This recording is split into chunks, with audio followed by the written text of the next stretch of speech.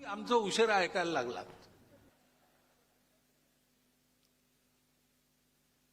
कारण दिल्लीच्या व्याख्यानाचा उल्लेख झाला. त्या लोकांना आम्ही बोलावलं असतं 30 वर्षापूर्वी तर ते आलेच नसते. पण एक शक्ती दिसली लोकांना. शक्ती म्हणजे दंडशक्ती नाही, संवाद कार्यशक्ती, सगळ्यांची मिळून शक्ती. आणि संघ जेव्हा संवादकारी शक्ती म्हणतो तेव्हा त्याला संपूर्ण समाजाचं संघटन अभिप्रेत असतं.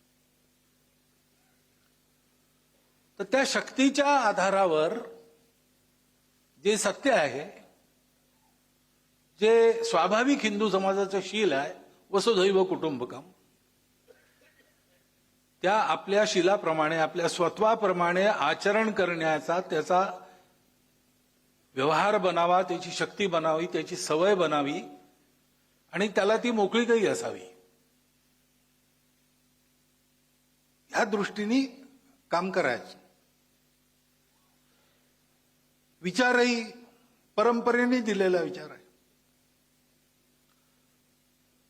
या जसं असं म्हणतात की जगातला जो भौतिकवादी जड विचार आहे त्याच्या मुळाशी अधिष्ठान विज्ञानाचं आहे. अधिष्ठान पक्क नसलं, क्षणोक्षणी बदलत असतं, तर मग त्याच्यावर उभारलेलं सगळं बदलत असतं. ते आपण अनुभव घेतो. न्यूटनचं विज्ञान होतं ते आज चालत नाही, आज दुसरं विज्ञान आहे. त्याच्यामुळे सगळ्या गोष्टींची उपपत्ती वेगळ्या प्रकारे लावायची गरज आहे. पण आपल्या जुन्या अहंकारांना पकडून लोक त्याच बदललेल्या विज्ञानाची दखल न करता त्याच साकोरीतून चालायचा अट्टास करतात. त्यातून समस्या उत्पन्न होतात. असं होतं. पण आपल्याला जे अधिष्ठान परंपरेने मिळालं आहे ते शाश्वत सत्य आहे. आजच्या भाषणात ती ऍब्सोल्यूट रियालिटी आहे. ते आहे की एकतेतून विविधता उत्पन्न झाली आहे. एकता जड आहे की चेतन आहे वगैरे वगैरे दर्शनांचे वादविवाद आहे. पण मूळ हे आहे, भारतीय सगळ्या विचारांचा प्रारंभ बिंदू इथे आहे आणि सगळे एकातूनच उत्पन्न झाले असल्यामुळे सगळे संबंधित आहेत. आणि संबंधित असल्यामुळे समन्वयाने चालायचं आहे, मिळून चालायचं आहे. तर त्याला धर्म आवश्यक आहे. एकटा माणूस आहे त्याला काही धर्माचं बंधन नाही, कारण तो एकटाच आहे. सामूहिक जीवनाची, प्रजेच्या जीवनाची, सृष्टीच्या जीवनाची धारणा जो करतो तो धर्म आहे.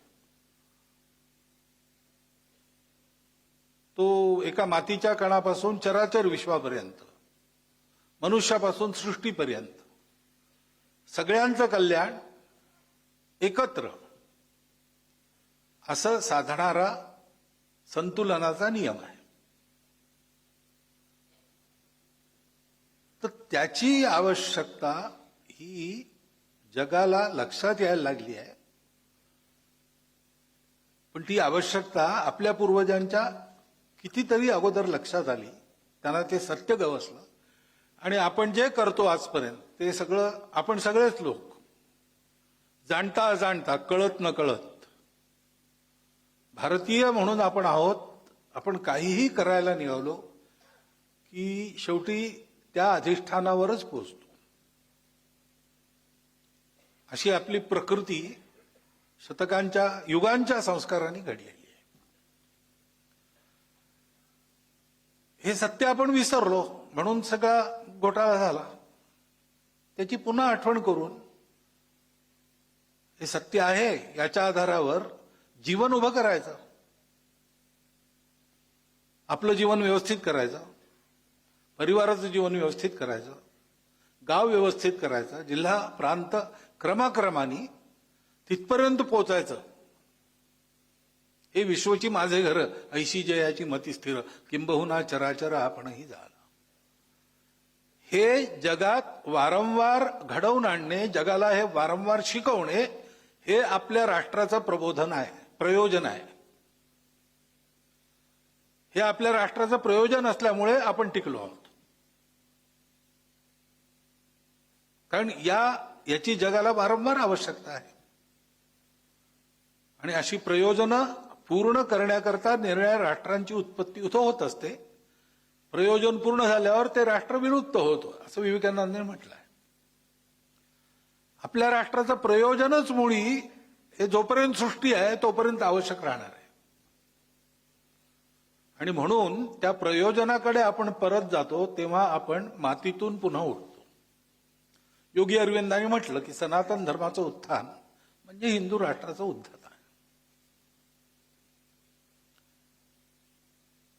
या सगळ्या तत्वज्ञानाची गोष्ट ठीक आहे, पण याच्याप्रमाणे वागणारा समाज तयार करायचा.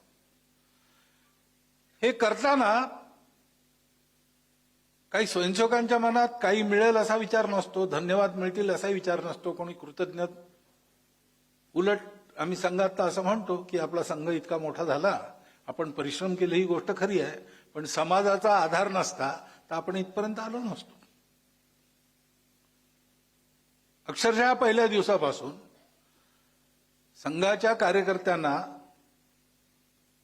हाती धरून चालवणारा सांगाती कोण आहे? तर जनी असलेला जनार्दन आहे. त्याच्या आशीर्वादाने सगळं चाललं. कठीणकर परिस्थितीतही त्याच्या आशीर्वादाने सगळं निभावलं.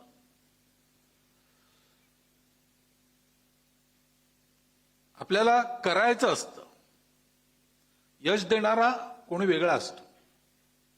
यशाचं श्रेय आपलं नसतं.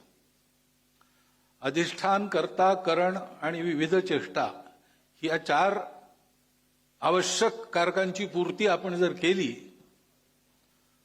तर मग 5वं भाग्य हे अशा जनी असलेल्या जनार्दनाच्या रूपाने आपल्या मदतीला वेळेवर धावून येतं.